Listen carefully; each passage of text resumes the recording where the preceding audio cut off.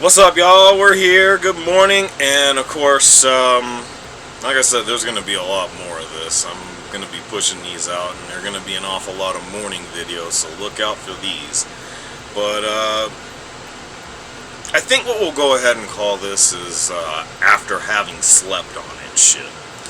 And, you know, I've definitely had a lot of these in recent weeks, and it's just crazy how much I've had to wait to actually be able to get this going again. But, you know, it's really good that I am now. Just for the fact that, you know, having slept on not just the games from last night, but throughout the weekend, we're down to the Final Four here with the NFL playoffs. I mean, man, is as great and as entertaining as it's been, as much fun as it's been to watch. Given that we're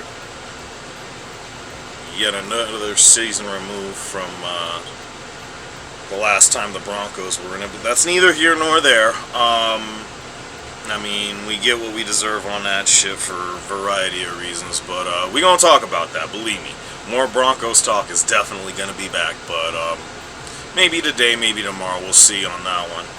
Really what I want to talk about more than anything else is actually more in relation to what I had posted last night. And I mean on Twitter, X, whatever you want to call it. But either way, it's really interesting because, like I said, I've been up since about 4:45 this morning. And I just so happen to have been able to catch Good Morning Football. And, of course, I'm sitting here, watching them talk about the takeaways as far as the Chiefs-Bills game last night, which, you know, was really, really good game.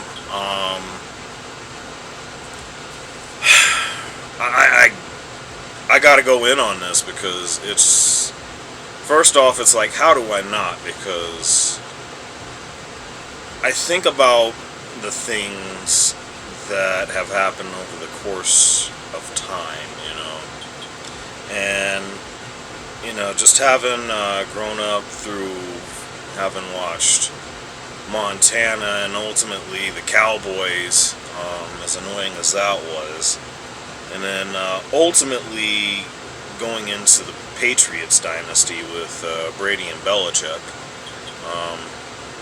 Kind of wild to think that we got a day where neither of them are a part of that organization anymore, but I digress. Which, there's a bit of a segue in that, by the way.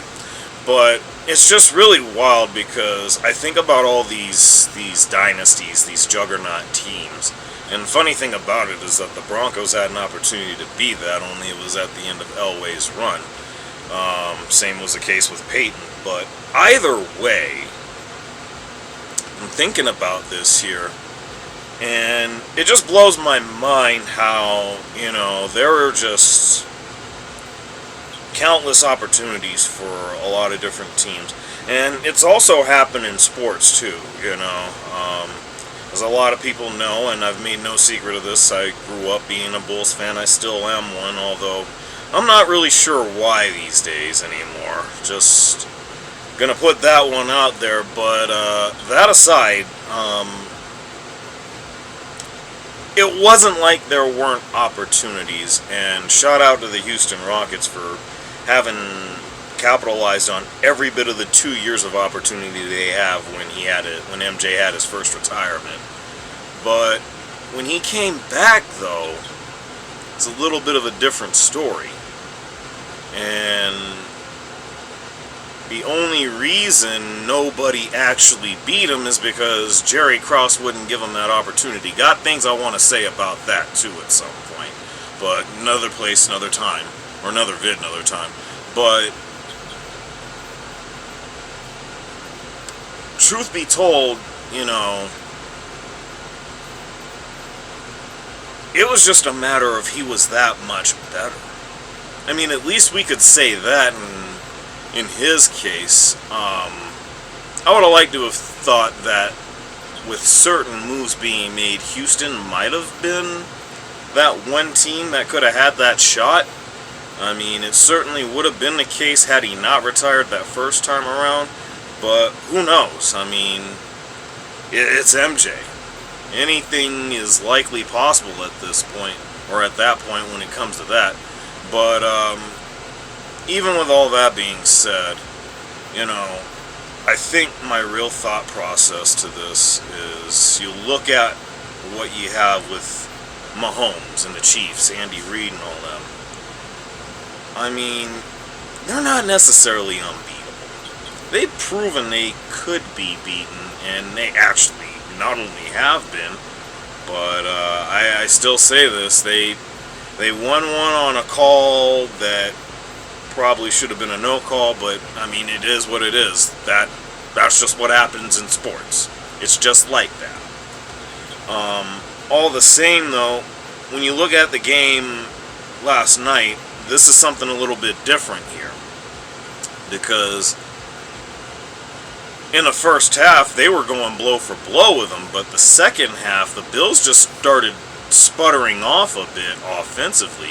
I mean, they managed to get one offensive touchdown, but it seemed like they really weren't moving the ball as convincingly as they were early in the game, as if they basically wasted the load of energy they had on that first half, which is wild to think about. And I guess maybe, just maybe, the injuries that they've had to deal with recently, that's where that wound up being an issue. And I wound up saying yesterday in the video, my predictions video, it was probably going to be about attrition for the Bills given said injuries. I mean, it certainly hurt them defensively because I keep forgetting the guy's name, but the linebacker they were missing yesterday, that definitely showed at times.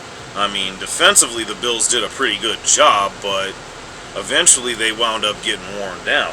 To whereas with the Chiefs, on the other hand, I mean, credit to them, they did their jobs. But at the same time, I'm thinking about opportunities that the Bills were missing to actually not only strike back, but to even take back command of the game. And it's hard for me to understand that because, you know, I'm thinking about things like Dalton Kincaid, how he was just eating up yards again in the first half, to the point where, you know, it was as if they were going to be talking about him between Jim Nantz and Tony Romo. They were going to talk about him in the sense of as great as the Chiefs' defense has been, if they don't stop this dude, you know, it's probably about to be curtains. Now, I'm going to talk about this in another video here coming up sometime, maybe later today. I might get this off before I head to work. But the thing about that is, you know, they got a guy in Mark Andrews who's going to be healthy, or at least is going to be ready to go in this game, and you're going to have to deal with that to where people have had to deal with Kelsey. And that's another thing. Even for the things that Kelsey did, was he really even Kelsey yesterday? I kind of tend to believe he wasn't, but, you know, he still did his thing accordingly, you know, as did his brother, shirtless and everything. I mean, only so much I'm going to say about that right now. But the point I'm trying to make here is, you know, there were just so many opportunities for the Bills to turn things around and actually get this done, but lo and behold, they didn't, you know. And now we have to talk about, you know, what winds up being next for them. And like I said, I talked about this on Twitter, X, whatever you want to call it. What happens with Sean McDermott at this point, you know? And it's funny because I also had Good Morning Football. I'm also watching Get Up on ESPN as well. I put in this little tweet a little something interesting. I said something to the effect, and it was actually replying to somebody else's tweet about Sean McDermott too, interestingly enough.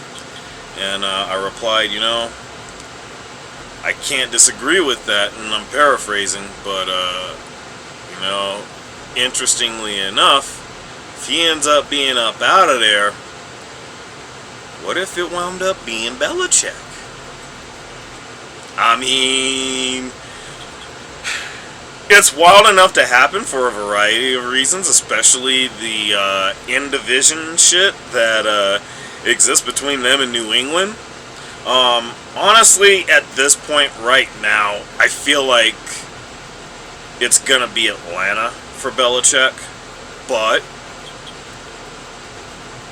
I wouldn't say no to the prospect of him possibly being in Buffalo.